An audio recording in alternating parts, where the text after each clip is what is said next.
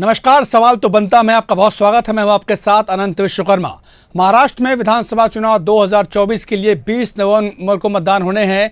राज्य की 288 विधानसभा सीटों पर कुल 9 करोड़ 70 लाख जो है मतदाता है वो इसमें हिस्सा लेंगे। इस चुनाव में कुल 4136 उम्मीदवार अपना सियासी भाग्य आजमा रहे हैं, यानी एक सीट पर औसतन 14 से अधिक उम्मीदवार उतरे हैं। 288 सीटों पर बहुत सारे मतदान केंद्र बनाए गए हैं। 1 लाख से अधिक मतदान केंद्र बनाए गए हैं। कुल मतदान केंद्रों में से ग्रामीण इलाके में बनने वाले मतदान केंद्रों की संख्या 57,000 से अधिक है। और गौरतलब है कि इस बार का महाराष्ट्र चुनाव पिछले चुनाव के मुकाबले बेहद अलग है, क्योंकि पार्टियां कई हैं और दल कई हैं, गठबंधन कई हैं। ऐसे में किसका पलड़ा भारी होगा ये 20 तारीख को जब चुनाव होंगे उसके बाद साफ होगा। महाराष्ट्र के दो प्रमुख राजनीतिक दल एनसीपी और शिवसेना 2 गुटों में बंट चुकी है। महाराष्ट्र में चुनावी लड़ाई व्यक्तिगत विरासत, पार्टी प्रतिद्वंद्विता और रणनीतिक मुकाबलों के जटिल अंतर विरोध का है। यही वजह है कि आगामी चुनाव परिणाम राज्य की राजनीति को नया आकार देने के लिए मंच है। वहीं 5 प्रमुख निर्वाचन क्षेत्रों के नतीजों का निसंदेह महाराष्ट्र के राजनीतिक भविष्य पर स्थायी प्रभाव पड़ेगा। वो कौन सी होंगे हम आपको बताएंगे पूरी चर्चा के दौरान। महाराष्ट्र चुनाव की चर्चित चेहरों में मुख्यमंत्री एकनाथ शिंदे, उप मुख्यमंत्री देवेंद्र फडणवीस और अजित पवार, पूर्व मुख्यमंत्री पृथ्वीराज चौहान, कांग्रेस प्रदेश अध्यक्ष नाना पटोले और पूर्व मंत्री आदित्य ठाकरे शामिल हैं। पूर्व मंत्री नवाब मलिक बीजेपी से शिवसेना में आई शाइना एनसी, कृषि मंत्री धनंजय मुंडे, महाराष्ट्र सपा प्रमुख अबू आजमी और पूर्व मंत्री जयंत पाटिल के सियासी भाग्य का फैसला भी इस चुनाव में होने वाला है। इस बार महाराष्ट्र में मुख्य मुकाबला महायुति और महाअघाड़ी के बीच, महाविकास अघाड़ी उसके बीच होने वाला है। चुनाव आयोग के आंकड़ों के अनुसार सत्तारूढ़ महायुति गठबंधन में भाजपा ने सबसे ज़्यादा 149 उम्मीदवार मैदान में उतारे हैं। वहीं महायुति में शामिल एकनाथ शिंदे के नेतृत्व वाली शिवसेना ने 81 उम्मीदवार और उप मुख्यमंत्री अजित पवार के नेतृत्व वाली एनसीपी ने 59 उम्मीदवार मैदान में उतारे हैं। कई सरगर्मियां बढ़ चुकी हैं। आपको बता दें इस बार का चुनाव महाराष्ट्र के लिए उसका दशा और दिशा तय करने वाला है। आपको ये बता दें कि एक वीडियो भी आज वायरल हो रहा है जिसमें बीजेपी के एक वरिष्ठ नेता हैं, एक बड़े नेता हैं, वो पैसे बांटते हुए भी नज़र आ रहे हैं। पैसे बांटते हुए नज़र आ रहे हैं। इसके बाद से लगातार जो सियासत है, जो सियासी पारा है वो हाई हो चुका है। इसके कांग्रेस लगातार इस पर सवाल उठा रही है। हालांकि इसमें सफाई भी आई है, लेकिन क्योंकि चुनाव के लिए महज 1 दिन का वक्त बाकी है, ऐसे में ये जो वीडियो है ये काफ़ी सवालों में है। कांग्रेस ने इस पर क्या कुछ कहा है और इससे पहले क्या कुछ इसमें सफाई आई है वो आपको हम सुनवाते हैं। नालासोपारा विधानसभा चुनाव क्षेत्र में कार्यकर्ताओं की बैठक चल रही थी। वहां पर चुनाव के दिन की जो आचार संहिता होती है कि जो वोटिंग मशीन है उस पर सील कैसे लगना है, सील आखिर में कैसे होना है, ऑब्जेक्शन अगर लेना है तो क्या करना होता है, ऐसी जो हम 12 बातें बताते हैं वो बताने के लिए मैं पहुंचा था। सामने वाले जो पार्टी हमारे मित्र पक्ष है, इधर अप्पा ठाकुर जी है या क्षिति है, उनके कार्यकर्ताओं को लगा के हम पैसे बांट रहे हैं। चुनाव आयोग उसकी इंक्वायरी करे, पुलिस इंक्वायरी करे, सीसीटीवी फुटेज ले ले, तो उसमें वास्तव जो मैं तो 40 साल से पार्टी में हूँ। चुनाव प्रचार थम जाने के बाद कोई भी किसी और चुनावी इलाके में नहीं रह सकता है। विनोद तावड़े बीजेपी के राष्ट्रीय महासचिव विरार पूर्वी के एक होटल में क्या कर रहे थे? उनको जनता ने, उनको राजनीतिक दलों ने धर दबोचा। वो पैसे भी आपको लहलाते हुए दिखाई दिए जा रहे हैं। ये पैसा किस लिए वो लेकर घूम रहे थे? ये पैसा कहां बांटा जा रहा था? और एक बड़ी बात यह है कि पूरे चुनाव में सत्ता और संसाधन का दुरुपयोग, सत्ता और संसाधनों का, पैसों का नंगा नाच करते हुए हमने महाराष्ट्र में बीजेपी और उनके घटक दलों को, महाझूठी सरकार के लोगों को लगातार देखा है। और अब प्रत्यक्ष किम प्रमाणम बीजेपी के राष्ट्रीय महासचिव विनोद तावड़े ये करते हुए पकड़े जा रहे हैं, रंगे हाथों पकड़े। नजर रहेगी वो कौन से हॉट सीट्स हैं, आपको हम ग्राफिक्स के जरिए बताएंगे कि जिस पर पूरे महाराष्ट्र की नज़र होगी, क्योंकि इस बार का महाराष्ट्र का विधानसभा चुनाव कई मायनों में बेहद खास है। आपको हम ग्राफिक्स दिखा रहे हैं। कोपरी पखड़ी सीएम एकनाथ शिंदे का सामना केदार दिखे जो कि यूबीटी से हैं, उनसे ये मुकाबला होना है। हॉट सीट है नागपुर दक्षिण पश्चिम उप मुख्यमंत्री देवेंद्र फडणवीस का मुकाबला कांग्रेस के प्रफुल्ल गुढ़ादे से है। वहीं वर्ली विधानसभा सीट है शिवसेना शिंदे गुट के मिलिंद देवड़ा का मुकाबला यूबीटी के आदित्य ठाकरे से होना है। हॉट सीट आपको बता रहे अजित पवार के खिलाफ बारामती सीट से एनसीपी से योगेंद्र पवार उतरे हैं। सीधी टक्कर है, कांटे की टक्कर है। माहिम सीट जो है एमएनएस चीफ राज ठाकरे के बेटे अमित माहिम से प्रत्याशी महाविकास आघाड़ी दल से महेंद्र सावंत से ये टक्कर है। बांद्रा ईस्ट सीट की बात करें तो ईस्ट में जीशान सिद्दीकी और वरुण सरदेसाई के बीच कांटे की टक्कर है। ये वो हॉट सीट्स आपको दिखा रहे। शिवसेना ने बीजेपी के लोकसभा सदस्य नारायण राणे के बेटे नीलेश राणे को उतारा है। शिवसेना ने रिसोड की बात करते हुए विधानसभा परिषद सदस्य और पूर्व सांसद भावना गवली को वाशिम जिले के रिसोड से टिकट दिया है। हॉट सीट आपको दिखा रहे हैं 288 में से ये जो कुछ हॉट सीट्स हैं जिस पर सबकी नजर रहेंगी आपको दिखा रहे हैं। डिंडोसी सीट से दिखा रहे हैं अंधेरी पश्चिम से सचिन सावंत की जगह पूर्व विधायक अशोक जाधव उम्मीदवार बनाए गए हैं। तो महाराष्ट्र का जो सियासी रण है काफी दिलचस्प है इस बार का। इस बार शिवसेना 2 धड़ों में है वहीं एनसीपी भी 2 धड़ों में है। कुल मिलाकर महायुति और महाविकास आघाड़ी के बीच कांटे की टक्कर इसलिए क्योंकि वादों और दावों की मैं बात कर लूं तो अपने अपने जो घोषणा पत्र हैं संकल्प पत्र हैं उसमें बीजेपी ने कहा है कि वो लाडली बहन योजना के तहत महिलाओं को 2100 रुपये देंगे, महाराष्ट्र के किसानों की कर्ज माफ़ी करेंगे, गरीबों को फ्री राशन देंगे, वृद्धा पेंशन बढ़ाकर 2100 रुपये करने का वादा किया गया है। 25 लाख युवाओं के लिए जो रोजगार, किसानों को मुफ्त बिजली, एमएसपी लागू करने की बात है। विजन महाराष्ट्र 2029 जारी करेंगे। प्रदेश में कौशल गणना कराई जाएगी, उद्यमियों को अवसर देने के लिए छत्रपति शिवाजी महाराज सेंटर बनाया जाएगा। वेनगंगा नदी का इस्तेमाल किया जाएगा। महिला सशक्तिकरण को लेकर बड़े दावे और वादे किए गए हैं। वही अगर मैं महाविकास आघाड़ी की गारंटी की बात कर लूं तो महालक्ष्मी योजना के तहत हर महीने 3000 रुपये महिलाओं को देने की बात कही गई। इसके साथ ही महाराष्ट्र में महिलाओं के लिए फ्री बस सेवा की बात की है महाविकास आघाड़ी ने। 5 गारंटियां दी हैं। कुटुंब रक्षा के तहत 25 लाख रुपए तक स्वास्थ्य बीमा, मुफ्त दवा, तमाम तरह के दावे वादे किए गए हैं। आपको हम जोड़ेंगे, हमारे साथ वरिष्ठ जो मेहमान हैं वो आपको उनसे हम चर्चा कराएंगे। हमारे साथ अवधेश शुक्ला जी हैं, प्रवक्ता हैं यूबीटी से, उद्धव ठाकरे से। आलोक व्यास जी हैं, राष्ट्रीय प्रवक्ता हैं बीजेपी के। वहीं शीतल म्हात्रे वो कांग्रेस से जुड़ेंगी। हमारे साथ आलोक व्यास जी भी हैं जो राष्ट्रीय प्रवक्ता हैं बीजेपी के, वो हमारे साथ जुड़ चुके हैं। साथ ही शिवसेना यूपीटी से प्रवक्ता अवधेश शुक्ला जी हमारे साथ जुड़ चुके हैं। हम चर्चा करेंगे कि आखिर इस बार का जो चुनाव है किस मायने में खास है।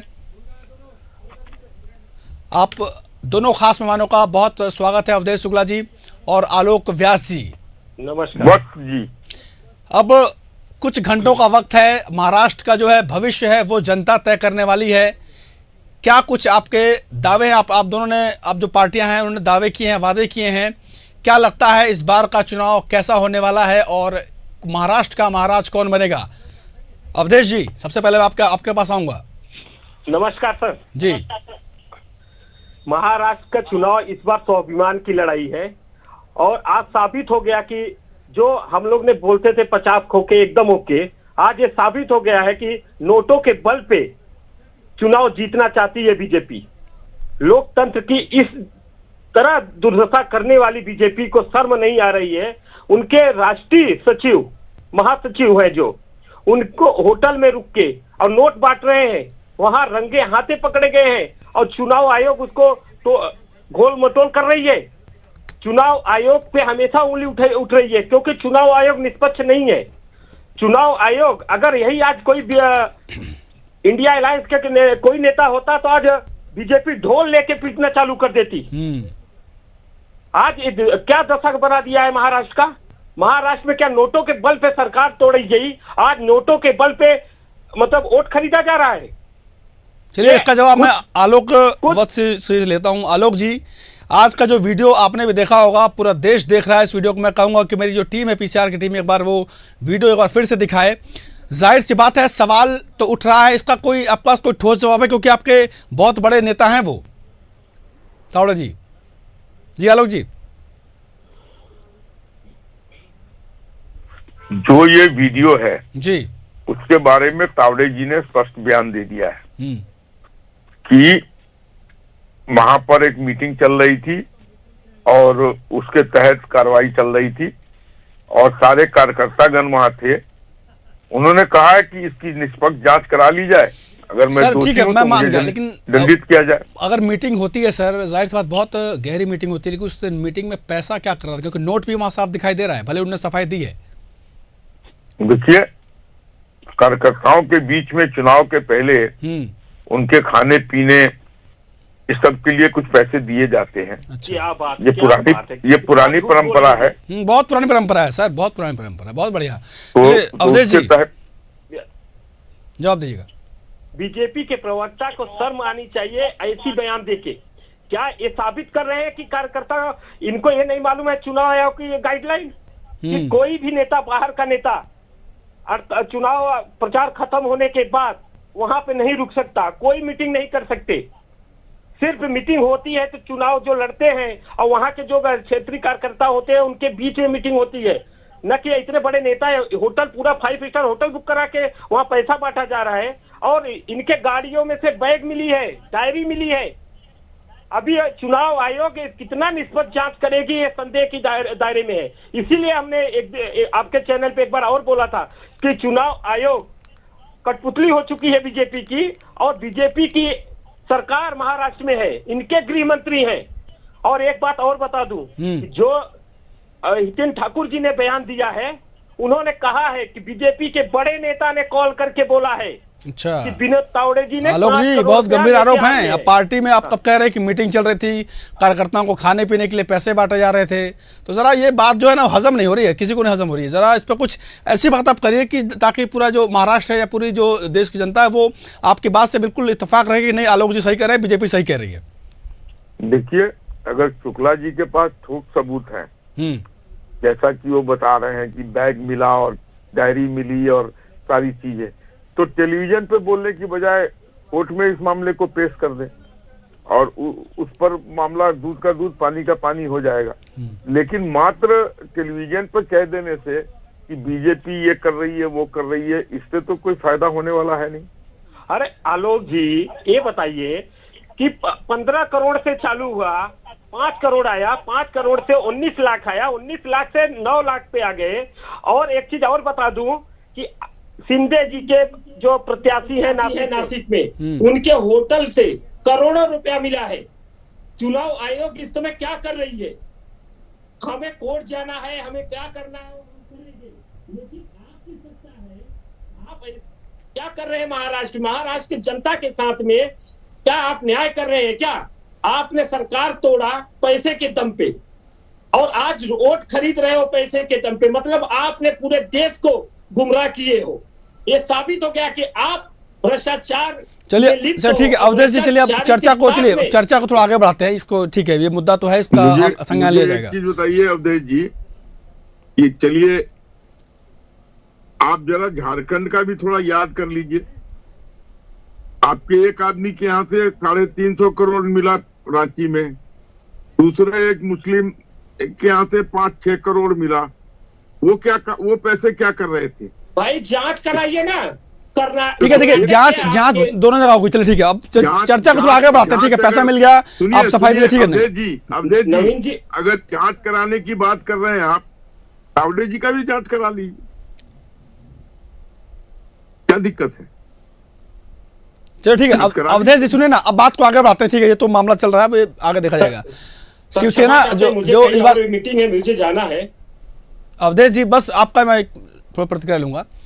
तो शिवसेना जो है अब थोड़ी सी इस बार का जो चुनाव है शिवसेना के लिए काफी, क्योंकि एक पहचान की एक लड़ाई हो जाएगी, क्योंकि इस बार 2 गुटों में जाहिर सी बात है बटी है। तो आप लोगों के लिए एक पहचान की एक लड़ाई, एक अस्मिता की लड़ाई है, आपने भी जैसे पहले कहा है। तो इस लड़ाई को आखिर शिवसेना जो उद्धव गुट है वो कैसे जीतेगी? इसको क्या वो रोड मैप है आपके पास? मैं बता दूं, महाराष्ट्र की जनता समझ चुकी है कि बीजेपी यहाँ पे तोड़ मोड़ की सरकार चलाई है और ये साबित हो गया है। महाराष्ट्र की जनता स्वाभिमानी जनता होती है, वो उन्होंने समझा है कि और शिवसेना जो असली शिवसेना है वो माननीय उद्धव साहब ठाकरे जी उसके प्रमुख है और बीजेपी या शिंदे या अजित पवार ये इनकी दाल नहीं गलने वाली है। महाविकास आघाड़ी की सरकार बनेगी और शिवसेना सबसे बड़ी पार्टी होके महाराष्ट्र में आएगी। आलोक जी, आप लोगों ने भी बड़े बड़े वादे किए हैं, बहुत सारी योजनाएं कि आपने अपने जो संकल्प पत्र उसमें दिया था, लगता है कि जनता जो आप पर भरोसा करेगी फिर से एक बार? देखिए अंकर महोदय जी, ये इस देश की विडंबना हो गई है कि सरकार में जो भी आना चाहते हैं वो फ्रीबीज की बात बहुत करते हैं, जबकि एक सरकार की नियुक्ति जनता इसलिए करती है कि वहां लॉ एंड ऑर्डर दुरुस्त हो, वहां बिजली दुरुस्त हो, रोड दुरुस्त हो, अस्पताल दुरुस्त हो, शैक्षणिक व्यवस्थाएं दुरुस्त हो। तो इस पर कोई भी ज्यादा ध्यान नहीं देता है। फ्री भी 3,000 रुपये तुम्हारी जेब में डाल देंगे, पेंशन का दाम बढ़ा देंगे, बिजली फ्री कर देंगे, कृषि ऋण माफ कर देंगे, बेरोजगारी में बेरोजगार लोगों को कुछ पैसे दे देंगे। तो ये एक गलत परंपरा सेट हो गया है भारतीय लोकतंत्र में। सर ये तो पार्टियां भाई, चाहे बीजेपी हो, चाहे कांग्रेस हो, चाहे शिवसेना हो, चाहे कोई भी, सभी फ्रीबीज की बात जो आपने कही है वो तो सारी पार्टियां अपने जो जनता को लुभाने के लिए करती हैं। आप लोग मैंने कहा ना जी, मुझे बोल लेने दीजिए। ठीक है आलोक जी, बोलिए। कोई इससे अछूता नहीं है और ये गलत परंपरा एक लोकतंत्र में सेट हो गया है। मैं चाहूंगा कि लोग विवेक से काम ले। जो भी सरकार सक्षम है, सच है, सच्चाई के साथ है। तो ठीक है, सुनिए आलोक जी, अवधेश जी को थोड़ा जाना है, मैं उनसे थोड़ा सा आखिरी प्रतिक्रिया ले लूं। देखिए, फ्री बीज की बात तो चाहे कोई भी पार्टी वो कर ही रही है, लेकिन क्या आपके पास, उद्धव गुट के पास, क्या किसानों के लिए कुछ है? क्योंकि किसान काफी आत्महत्या करते हैं महाराष्ट्र में, किसी छुपा नहीं। विदर्भ का जो इलाका है वो किसानों का कितनी आत्महत्या करते हैं ये आंकड़े देने की जरूरत नहीं है। तो उसके लिए क्या कुछ प्लान है आपके पास, शिवसेना उद्धव गुट के पास? आपको मालूम होगा, मेरा मैनिफेस्टो है किसानों के लिए ना ऋण माफ करने का है, और हमारी सरकार थी ना उसमें हमने करके दिखाया। तो क्या विदर्भ के हालात ठीक हुए थे? क्या माफ किया जी, विदर्भ के हालात ठीक हो गए थे? खासकर अगर मैं उस क्षेत्र की बात करूं, जहां तक हो सका था हमारी सरकार कर रही थी, लेकिन बीच में हमारी सरकार को गिराया गया, लेकिन फिर भी हालात बहुत सुधरे थे। और हमारी सरकार महाविकास आघाड़ी के आने के बाद किसान की ऋण माफी होगी और सुचारू रूप से विदर्भ, खास करके विदर्भ और मराठवाड़ा के किसान के लिए अच्छा पैकेज दिया जाएगा, क्योंकि सबसे ज्यादा अगर खराबी स्थिति है विदर्भ और मराठवाड़ा की है। और उसके माननीय उद्धव जी ने एक रोड मैप तैयार किया है जिससे किसान को ना उसका फायदा मिलेगा। चलिए ठीक है, चलिए सबसे बड़ी लॉ एंड ऑर्डर तो सर अभी तो पूरा मुंबई में कैसी हत्या हो गई, वहाँ कितनी हत्याएं होती है, किसी से छुपी नहीं है, जो वहाँ पर बहुत सारी चीजें हैं। चलिए ठीक है, आपको निकलना है, आपको जाना है कहीं, इसलिए मैं आपसे पूछ लूं कि आप लोग 288 में कितनी सीटें जीत रहे हैं? जरा बस आखिरी सवाल का जवाब दीजिए। शिवसेना उद्धव गुट कितनी सीट जीत रही है? हमारी सरकार बन रही है और हमारी सबसे बड़ी पार्टी रहेगी। चलिए ठीक है, बहुत बहुत शुक्रिया आपका अवधेश जी। ठीक है, हमारे साथ आलोक जी लगातार बने हुए हैं।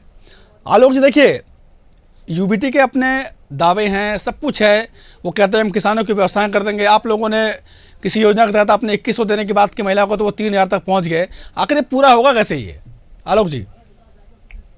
देखिए, हमने जितने भी वादे किए हैं जी, अक्षरता उनका पूरा किया है। लेकिन आपको याद होगा, कर्नाटका में कुछ दिन पहले राष्ट्रीय अध्यक्ष खड़गे साहब ने कांग्रेस के खुले मंच पर कहा था कि उतनी ही बातें बोलो जिसका तुम्हारे बजट में प्रावधान हो। आज इन्होंने जितनी बातें की है हिमाचल में, पेंशन तो चालू कर दिया, लेकिन वहां लोगों को सरकारी कर्मचारियों को 7-7, 8-8 महीने से तनख्वाह नहीं मिली है, जी इनके पास पैसे ही नहीं है। वही हाल कमोबेश पंजाब का है। जी वहां पर जितनी चीजें उन्होंने लागू की, अब वो जो मेडिकल स्कीम है उसका नाम बदलना चाह रहे हैं, मोहल्ला क्लिनिक का नाम बदलने को तैयार हो गए हैं, क्योंकि उनके पास पैसे नहीं है उसको चलाने के लिए। कर्नाटका का वही हाल है, जो इन्होंने वादे किए उसमें से आधे वादे पूरे नहीं हुए हैं, और इनके उप मुख्यमंत्री सह वित्त मंत्री ने कहा जी ये स्टेट फाइनेंस की हालत बहुत खराब है। ये ऑन रिकॉर्ड तो है। आप लोग आगे सब कुछ ठीक करेंगे, ठीक है सर। हमारे साथ नहीं, कांग्रेस के प्रवक्ता हैं जी। जी हम सुनिए जी हमारे किसी मुख्यमंत्री ने कभी ऐसा बयान नहीं दिया है कि हमारा ये वादा पूरा करने में हमें डिफिकल्टी हो रही है या हमारे पास पैसे नहीं है। हमने जो कहा वो पूरा किया है। मतलब महाराष्ट्र के किसानों की कर्ज माफी भी होगी, गरीबों को फ्री पेंशन भी मिलेगा, लाडली बहन योजना के तहत महिलाओं को 21 रुपये भी हर महीने दिए जाएंगे। मतलब आपके पास है, पूरी प्लानिंग है, ठीक है ना, आपका ये कहना है? ठीक है, ठीक है। हमारे साथ रतन तिवारी जी कांग्रेस प्रवक्ता जुड़ चुके हैं। रतन जी, बीजेपी के पास तो तमाम तरह की योजनाएं हैं, दावे हैं, वादे हैं, आप लोग भी वादे करने में पीछे नहीं हैं, लेकिन जो महाराष्ट्र का जो रण है वो कांग्रेस या जो आपके जो अलायंस पार्टियां हैं वो कैसे जीतेंगी? कोई रोड मैप है आप लोगों के पास? रतन जी देखिए, सबसे पहले मैं आपको नमस्कार करता हूं। महाराष्ट्र में लोकसभा चुनाव जब हुआ तो उस लोकसभा चुनाव में महाविकास आघाड़ी ने भारतीय जनता पार्टी को सिंगल डिजिट पे लाके खड़ा कर दिया, और इसीलिए खड़ा कर दिया क्योंकि जिस प्रकार से इन लोगों ने महाराष्ट्र के स्वाभिमान को बेचने का काम किया, एक चुनी हुई सरकार को 50-50 करोड़ रुपए लेके सरकार को गिराने का काम किया, और इस महाराष्ट्र की जनता ने उनको सबक सिखाया।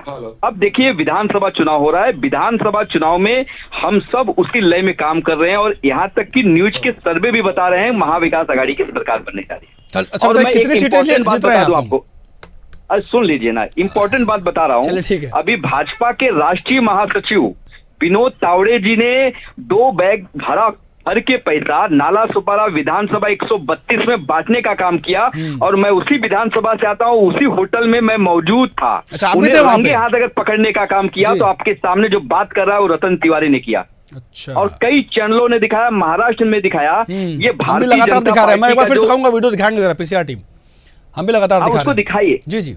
तो लगातार इस तरीके से नोट के ऊपर पैसे के दम पे सरकारी मशीनरी का उपयोग करके, दुरुपयोग करके ये जबरन सरकार बनाना चाहते हैं और जीतना चाहते हैं। लेकिन आज इनकी पोल खुल गई। आज महाराष्ट्र की जनता ने ये देख लिया कि भारतीय जनता पार्टी जो भ्रष्टाचार की बात करती थी, उनका सबसे बड़ा नेता जो राष्ट्रीय महासचिव है वो नोट बांटते हुए पकड़ा गया।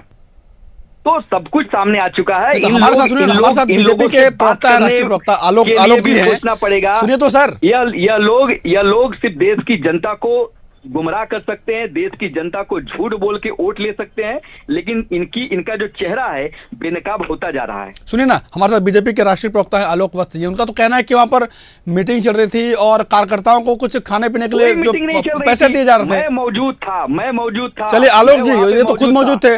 आलोक जी जरा बताइए। कई चैनलों पे वीडियो भेजा हूँ। कैसी बातें कर रहे हैं ये? होटल विवंता जो है नाला सुपारा विधानसभा 132 में आता है, मैं वहाँ पे मौजूद था। हम रतन जी हैं, जी उनको पकड़ा है, उनकी गाड़ी कैसे पास हुई है, क्या हुआ है, उन्होंने हाथ जोड़ के माफी मांगी। वहाँ के जो स्थानीय एमएलए हैं उन्होंने खुद आके चैनल पे कहा कि मुझे बोल रहे हैं कि खत्म करो मीटर, और इनके ही महायुति के लोग आरोप लगाए हैं। बहुजन आघाड़ी जो है इनको क्या मालूम आलोक वत्स कहाँ से बात कर रहे हो? अरे मैं वहीं पे रहता हूँ, कहने को जरा भी आलोक जी आपको मेरी आवाज आ रही है? और मैं वहीं पे मौजूद था। मैं झूठ बोलूंगा? कमाल की बात करते हैं आप लोग। आलोक जी आपको मेरी आवाज आ रही है? जी के मतलब जो कैंडिडेट है उनके यहाँ करोड़ों रुपया पकड़ा गया होटल में। अरे तो कुछ बीजेपी और जा रहे थे, लेकिन अभी ये यही पैसे के दम पे महाराष्ट्र में जो तोड़फोड़ की थी आज वो साबित हो गया है। ये बताइए कि जो चुनाव आयोग का गाइडलाइन है उसमें एकदम है कि चुनाव प्रचार खत्म होने के बाद कोई भी बाहरी नेता उस विधानसभा में नहीं रुक सकता। रतन जी विनोद तावड़े जी वहाँ रतन जी जरा आलोक बच्ची की बात सुन लेते हैं, बीजेपी के राष्ट्रीय प्रवक्ता है। रतन जी जरा, ये सब जांच के दायरे की है। ठीक है रतन जी, चुनाव आयोग ने एक कठपुतली की तरह काम कर रही है बात मत बीजेपी करिए के इशारे पे। आलोक बच्ची, बड़ी बात मत करिए। जो विनोद बात तावड़े के ऊपर एफआईआर हुआ है, आपने ले आके आपका जो बीजेपी का कैंडिडेट है नाला सुपारा का, उसके ऊपर भी एफआईआर हुआ है। क्या बात करते हैं आप लोग? ये तो जांच होनी चाहिए और विनोद तावड़े जी के ऊपर कार्रवाई होनी चाहिए। एफआईआर से काम नहीं होनी चाहिए। नहीं, बिल्कुल एफआईआर हुआ है, कार्रवाई भी होगी। अरे भाई, और ऐसे लोगों को सबक सिखाने का काम छत्रपति शिवाजी आलोक जी की महाराज आवाज में महाराज जनसामूहिक की करेंगे। आवाज थोड़ा उनकी बढ़ाई जाए। आलोक जी अपनी बात रखिए। जनता ने को की है। पहले बोलिए ना कि बीजेपी जब पकड़ा जाती है तो यही करती है। रतन जी जरा बात सुन लेते हैं ना बीजेपी की। रतन जी, वो सदन में पैसा दिखा लेके गए थे, तो बीजेपी की काया कल्प चरित्र सबको मालूम पड़ रतन गया जी है। जरा बीजेपी की बात भी सुन लेते हैं सर। रतन जी जरा थोड़ा शांत रहिएगा 2 मिनट। सरकार को तोड़ मड़ोड़ करती है। आज अडानी का जो मुद्दा है, अडानी को मतलब बीजेपी ने अडानी को मुख्यमंत्री बनाना चाह रही है महाराष्ट्र में। चलो ठीक है रतन जी, चलिए आप सुन तो लीजिए। रतन जी 1 मिनट। अडानी जी बड़े बड़े मीटिंग में जा रहे हैं, इनके ही सहयोगी दल है ना अजीत पवार, उन्होंने कहा। चलिए रतन जी की आखिरी बात सुन लेते हैं, ठीक है। सॉरी आलोक जी की। आलोक जी बात लीजिए। अब हो गया आपका कहना, जी। अडानी मुख्यमंत्री हो गए, हो जी गया ना। आलोक जी आप अब आप शांत रहिए। अगर आपके पास पूरा फुल प्रूफ प्लान है, सबूत, तो आप कीजिए एफआईआर, ले जाइए कोर्ट में। यहाँ पर बोल के क्यों चुप हो रहे हैं? और रही बात, रतन तिवारी जी बड़ा फक्र से कह रहे थे कि बीजेपी कर रही है पैसे के दम पे, तो 350 करोड़ साहू के यहाँ से, और वो जो मुस्लिम एमएलए था उसके यहाँ से 7 करोड़ जो झारखंड में मिला था, वो किस काम के लिए था? जरा ये भी बता दीजिए आप। यहाँ वो पैसे, इतना पैसा तो पूरे इंडिया में किसी से रिकवर नहीं हुआ है जितना रांची में साहू के यहाँ से रिकवर हुआ था।